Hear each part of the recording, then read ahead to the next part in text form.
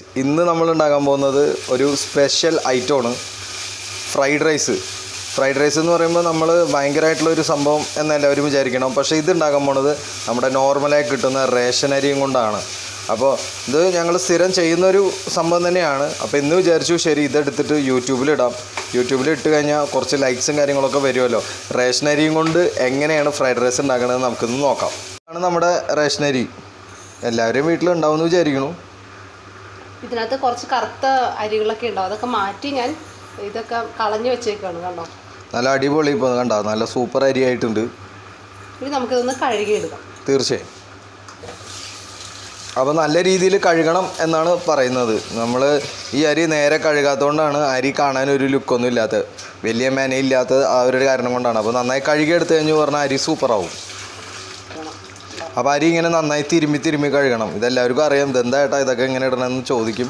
പക്ഷേ നമ്മൾ പറയേണ്ടത് പറയണമല്ലോ. അപ്പോൾ നന്നായി തിരുമ്മി കഴുകണം സംഭവം.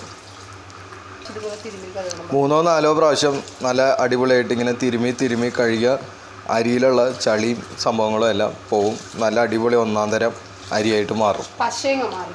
പശയും മാറി കിട്ടും. അതെ. അത് ഈ അരി ഒരു 3-4 പ്രാവശ്യം നന്നായി കഴുകിയതാണ്. അപ്പോൾ ഇതിപ്പോൾ എന്താ ചെയ്തിരിക്കണമെന്ന് പറഞ്ഞു വെച്ചാൽ ഇത് നമ്മൾ എന്താ പറയുക, കുറച്ച് നേരം കുതിരട്ടെ എന്ന് പറഞ്ഞ് വെച്ചിരിക്കുകയാണ്. ഇതിനകത്ത് വെള്ളം വെച്ചിട്ടുണ്ട്. ഈ വെള്ളം തിളയ്ക്കുന്നവരെ ഈ സംഭവം ഒന്ന് സെറ്റായിക്കോട്ടെ എന്നുള്ള രീതിയിലാണ് നമ്മളിപ്പോൾ വെച്ചിരിക്കുന്നത്. ഇതേ അപ്പോൾ നമ്മുടെ ഫ്രൈഡ് റൈസിൽ ഉണ്ടാക്കാനുള്ള വെള്ളം നല്ല അടിപൊളിയായിട്ട് തിളച്ച് വന്നിട്ടുണ്ട്. അരി കഴുകിയിട്ട് നമ്മളിപ്പോൾ വെള്ളത്തിലോട്ട് ഇങ്ങനെ കുറച്ചായിട്ട് ഇട്ടുകൊണ്ടിരിക്കുകയാണ്. അപ്പോൾ അരി മൊത്തം ഇപ്പോൾ നമ്മൾ ഇതിനകത്ത് ഇട്ട് കഴിഞ്ഞു. അപ്പോൾ നമ്മൾ ഈ അരി ഇട്ട് കഴിഞ്ഞെന്ന് പറഞ്ഞാൽ നമ്മളൊന്ന് ഇളക്കി കൊടുക്കണം. അപ്പോൾ ഈ കാണുന്ന പോലെ നന്നായിട്ട് ഒന്ന് ഇളക്കി കൊടുക്കണം. നല്ല തിള വരുന്ന വരെ ഇനി നമ്മൾ വെയിറ്റ് ചെയ്യണം. നല്ല ഒരു തിള വരുന്നോ ഇല്ലയോ എന്നുള്ളത് നമുക്ക് നോക്കാം.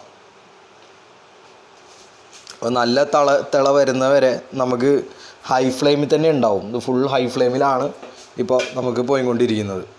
നല്ല ഹൈ ഫ്ലെയിമിൽ തന്നെ പോട്ടെ. ഇപ്പോൾ പ്രതീക്ഷിച്ചതിനേക്കാട്ടിലും പെട്ടെന്ന് തിള വന്നു. അതാണ് നമ്മുടെ റേഷൻ അരീൻ്റെ ഒരു ഗുണം. ഒന്ന് തിള വന്നതിന് ശേഷം നമ്മൾ ലോ ഫ്ലെയിമിലാക്കുകയാണ് നല്ലത്. അപ്പോൾ നമ്മൾ ശ്രദ്ധിക്കേണ്ട ഒരു കാര്യം എന്താണെന്ന് പറഞ്ഞു വെച്ചാൽ അരി മൊത്തം വെന്ത് ഒരു പൊങ്കൽ പരുവത്തിലാവരുത്. ഇതൊരു 75% വേവേ പാടുള്ളൂ. അപ്പോൾ കാരണം അരി നമുക്ക് വേറിട്ട് കിട്ടണം. അപ്പോൾ ആ ഒരു റേഞ്ചിലുള്ള വേവേ വരാൻ പാടുള്ളൂ. അത് നിങ്ങൾ പ്രത്യേകം ശ്രദ്ധിക്കണം. നമ്മൾ ഇടയ്ക്കിടയ്ക്ക് വേവ് ആയോ എന്നുള്ളത് നോക്കിക്കൊണ്ടിരിക്കണം. റേഷൻ അരി ആകുമ്പോൾ പെട്ടെന്ന് വെന്ത് പോകാനുള്ള ചാൻസ് ഉണ്ട്. പിന്നെ ലാസ്റ്റ് നമ്മൾ തൈര് സാദം ഉണ്ടാക്കേണ്ട അവസ്ഥ വരാൻ പാടില്ല. അപ്പോൾ നമ്മൾ നല്ല രീതിയിൽ ഇടയ്ക്കിടയ്ക്ക് നോക്കിക്കൊണ്ടിരിക്കുകയാണെങ്കിൽ നമുക്ക് വേവ് ആയോ, ഒരു 75% വേവ് ആയോ എന്നുള്ളത് നമുക്ക് മനസ്സിലാവും. വെള്ളം ഇങ്ങനെ വറ്റി വരുന്ന സമയത്ത് ഒരു നോർമൽ വെള്ളം, അതായത് ചൂടും തണുപ്പും അല്ലാതെ നമ്മൾ സാധാരണ വെള്ളം ഒന്നിങ്ങനെ ഒഴിച്ചു കൊടുക്കണം. അപ്പോൾ ഇത് എന്തിനാണ് ഒഴിക്കുന്നതെന്ന് പറഞ്ഞാൽ ചോറിൽ പശ ഉണ്ടാവാണ്ടിരിക്കാനും പശ പോവാനും ചോറ് ഇതെങ്ങനെ വിട്ട് നിൽക്കാനുമാണ് നമ്മൾ ഈ വെള്ളം ഒഴിച്ചു കൊടുക്കുന്നത്. ചോറ് റെഡി ആയിട്ടുണ്ട്. നമുക്ക് ഓരോരോ വറ്റായിട്ട് സെപ്പറേറ്റ് ആയിട്ട് കിട്ടുന്ന ഒരു പരുവത്തിലാണ്. അപ്പോൾ നമ്മൾ കുറച്ച് വെള്ളം ഒഴിച്ചിട്ട് ഇനി ചോറ് നമ്മൾ വടിച്ചെടുക്കാൻ പോവുകയാണ്. ഇതിൻ്റെ വെള്ളമൊക്കെ ഒന്ന് പോട്ടെ. നമുക്ക് നെക്സ്റ്റ് ഫ്രൈഡ് റൈസിനുള്ള സാധനങ്ങളെല്ലാം റെഡിയാക്കി വയ്ക്കാം. അപ്പോൾ നമ്മളിപ്പോൾ ഇനി എടുക്കാൻ പോകുന്നത് ഈ കാണുന്ന വെജിറ്റബിൾസാണ്. നമ്മൾ സവാള, അതേമാതിരി ക്യാപ്സിക്കം, ബീൻസ്, ക്യാരറ്റ്, ഒരൊറ്റ മുളക്, പച്ചമുളക്, പിന്നെ കറിവേപ്പില. അപ്പോൾ ഈ സംഭവങ്ങളൊക്കെയാണ്. ഇതെല്ലാം ചെറിയ നൈസ് പീസായിട്ട് നമ്മൾ കട്ട് ചെയ്തെടുക്കുന്നു. അപ്പോഴാണ് നമുക്ക് സംഭവം ടേസ്റ്റി ആവുക. ഇതല്ലാണ്ട് നിങ്ങൾക്ക് വേണമെന്നുണ്ടെങ്കിൽ വയലറ്റ് കളറിൻ്റെ ക്യാബേജോ അതല്ല വേറെ എന്തെങ്കിലും ഒരു വെജിറ്റബിൾസ് ആഡ് ചെയ്യണമെന്നുണ്ടെങ്കിൽ ആഡ് ചെയ്യാം. നമ്മുടെ വീട്ടിലിപ്പോൾ നമ്മൾ അവൈലബിൾ ആയിട്ടുള്ളത് എന്തായിരുന്നോ അതാണ് ഇപ്പോൾ എടുത്തത്. അപ്പോൾ ഈ ഐറ്റംസൊക്കെയാണ് നമ്മൾ എടുത്ത് ഇപ്പോൾ ഫ്രൈഡ് റൈസ് ഉണ്ടാക്കാൻ പോകുന്നത്. അപ്പോൾ ആദ്യം ഒന്ന് ചട്ടി ഒന്ന് ചൂടായി കഴിഞ്ഞ് കഴിഞ്ഞാൽ നമ്മൾ ആവശ്യത്തിന് എണ്ണ ഒഴിച്ച് വിടുക. നമ്മൾ ഫസ്റ്റ് ഇതിൽ എഗ്ഗ് ഫ്രൈ ചെയ്യുന്നുണ്ട്. അപ്പോൾ എഗ് ഫ്രൈഡ് റൈസ് ആണെങ്കിൽ ആദ്യം എഗ്ഗ് ഒന്ന് തുടങ്ങാം. അതല്ല വെജിറ്റബിൾ ആണെന്നുണ്ടെങ്കിൽ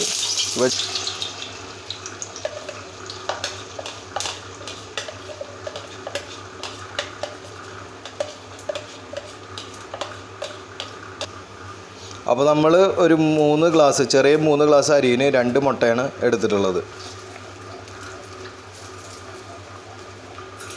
അപ്പോൾ നമ്മൾ ഫ്രൈ ചെയ്ത് വെച്ച മുട്ട ഇനി മാറ്റാൻ പോവുകയാണ്.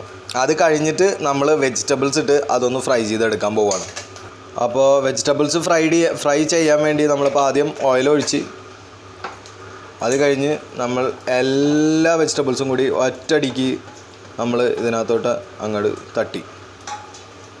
ഇനി ഇത് ഇളക്കാൻ ഒരു സംഭവം തിരഞ്ഞ് കിട്ടി. സാധനം നന്നായിട്ട് ഇളക്കിക്കൊണ്ടിരിക്കുകയാണ്. ഒരു സംഭവം നന്നായിട്ട് ഇളക്കുക. അപ്പോൾ വെജിറ്റബിൾസ് ചെറിയൊരു വേവ് ഒന്ന് വാട്ടിയെടുക്കുക എന്നൊക്കെ പറയില്ലേ, അപ്പോൾ ആ രീതിയിൽ നമ്മൾ ചെറിയ ഒരു വേവ് വരുന്നവരെ നമ്മളൊന്ന് ഇതിനെ ഇളക്കിയെടുക്കണം. നമ്മൾ വെള്ളം എല്ലാം കളഞ്ഞ് വെച്ചിട്ടുള്ള നമ്മുടെ ചോറ് റെഡി ആയിട്ടുണ്ട്. ചോറ് സെറ്റപ്പായിട്ടുണ്ട്. ഇത് വിട്ട് കിടക്കുന്ന പോലെ ആയിരിക്കണം ചോറിൻ്റെ ഒരു സെറ്റപ്പ്. അപ്പോൾ അതും നമ്മുടെ അപ്പുറത്ത് നമ്മുടെ നമ്മുടെ വെജിറ്റബിൾസ് എല്ലാം ഒന്ന് റെഡി ആയിക്കൊണ്ടിരിക്കുന്നുണ്ട്. നമുക്ക് നോക്കാം. അപ്പോൾ വെജിറ്റബിൾസ് ഇങ്ങനെ വാടിക്കൊണ്ടിരിക്കുന്നുണ്ട്. നമുക്ക് അപ്പുറത്ത് ഇനി ചോറിൻ്റെ ചൂടൊന്ന് ആറണം, എന്നാലാണ് നമുക്കത് നെക്സ്റ്റ് സ്റ്റേജിലോട്ട് ഉപയോഗിക്കാൻ പറ്റുള്ളൂ. അപ്പോൾ കുറച്ച് സ്വാദനുസരിച്ച് നമുക്ക് കുറച്ച് ഉപ്പിട്ട് കൊടുക്കുക. പിന്നെ എനിക്ക് മസാലപ്പൊടി ഇടുന്നത് ഇഷ്ടമാണ്, അപ്പോൾ ഞാൻ കുറച്ചും മസാലപ്പൊടി ഇടാൻ പറയുന്നുണ്ട്. കുറച്ച് ചിക്കൻ മസാലപ്പൊടി ഇട്ടിട്ടുണ്ട് ഇതിനകത്ത്. അപ്പോൾ മസാലപ്പൊടി ഇടുന്നത് എന്താണെന്ന് പറഞ്ഞു വെച്ചാൽ ഇതിനൊരു പ്രത്യേക ഒരു സ്മെല്ലും കാര്യങ്ങളും കിട്ടും.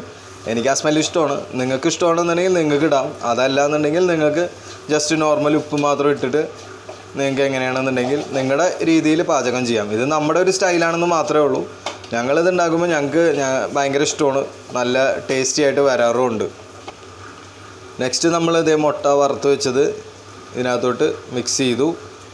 എന്നിട്ട് ജസ്റ്റ് ഒന്ന് ഇളക്കി വിട്ട് നന്നായി ഒന്ന് ഇളക്കി. അപ്പോൾ നമ്മുടെ ചോറ് ഒന്ന് ആറിയിട്ടുണ്ട്. അപ്പോൾ ഫസ്റ്റ് ശ്രദ്ധിക്കേണ്ട കാര്യം ഫ്ലെയിം അടിയിൽ ഓഫ് ചെയ്തിട്ട് വേണം നമ്മൾ ഈ ചോറ് ഇതിനകത്തോട്ട് ഇട്ട് കൊടുക്കാൻ. എന്നിട്ട് മെല്ലെ മെല്ലെ ഇതൊന്ന് ഇളക്കി കൊടുത്താൽ മതി. കണ്ടോ, ഈ രീതിയിൽ ജസ്റ്റ് ഒന്ന് ഇളക്കി കൊടുത്താൽ സംഭവം സെറ്റപ്പായി. എല്ലാം നന്നായിട്ടൊന്ന് മിക്സിങ് ആവണം, അതാണ് നമ്മൾ ശ്രദ്ധിക്കേണ്ടത്. അപ്പോൾ ചോറ് നമ്മൾ ഒന്ന് ഇളക്കി കഴിഞ്ഞിട്ട് നമ്മൾ ആദ്യം ഒന്ന് സ്റ്റാർട്ട് ചെയ്തിട്ട് നമ്മൾ ഒന്ന് ചൂടാക്കി എടുക്കണം. എന്നാലാണ് ഫ്രൈഡ് റൈസിന് ആ ഒരു ടേസ്റ്റ് നമുക്ക് കിട്ടുള്ളൂ. നമ്മുടെ റേഷൻ അരിയും കൊണ്ടുള്ള ഫ്രൈഡ് റൈസ് കണ്ടോ സെറ്റപ്പായിട്ടില്ലേ? എല്ലാവർക്കും ഇഷ്ടപ്പെട്ടു എന്ന് വിചാരിക്കണം. അപ്പോൾ തീർച്ചയായിട്ടും നമ്മുടെ ചാനലൊന്ന് സബ്സ്ക്രൈബ് ചെയ്യണം. അപ്പോൾ നമ്മുടെ ഫ്രൈഡ് റൈസ് റെഡി ആയിട്ടുണ്ട്. നമ്മളിനി സലാഡും കൂട്ടി നല്ലൊരു പിടുത്തം പിടിക്കാൻ പോവാണ്. എല്ലാവർക്കും ഇത് ഇഷ്ടപ്പെടുമെന്ന് വിചാരിക്കുന്നു. എന്തായാലും എല്ലാവരും വീട്ടിലിത് ട്രൈ ചെയ്ത് നോക്കണം. എന്നിട്ട് നമ്മുടെ വീഡിയോയിൽ ട്രൈ ചെയ്ത് കഴിഞ്ഞിട്ട് കമൻറ്റും ഇടണം എങ്ങനെ ഉണ്ടായിരുന്നു എന്ന് പറയാൻ. എല്ലാവരോടും റിക്വസ്റ്റ്, ഇതെന്തായാലും നമ്മുടെ ചാനൽ സബ്സ്ക്രൈബ് ചെയ്യുക, എല്ലാവർക്കും ഷെയറും ചെയ്യുക. Thank you so much.